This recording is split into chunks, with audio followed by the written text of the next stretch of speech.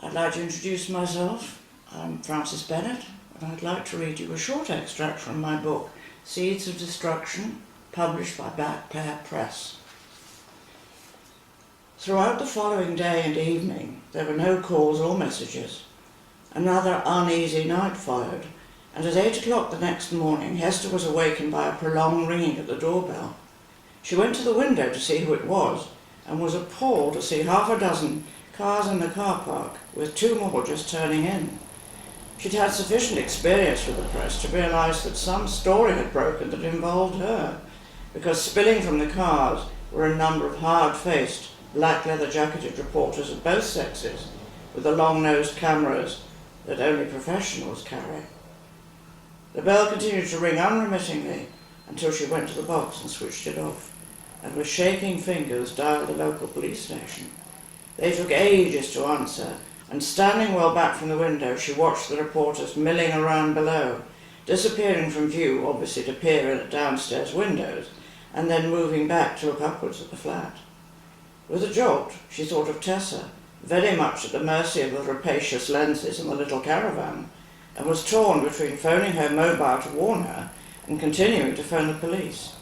At that moment, a tired voice answered, and after briefly explaining who she was and the situation, she said, "I can only suppose that all this is to do with the young woman my stepson was involved with.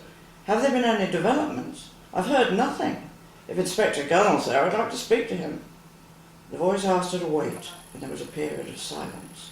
Then a different voice said, "Miss Trent, this is Sergeant Pedrick. We'll send someone out straight away. Don't answer the door until we come."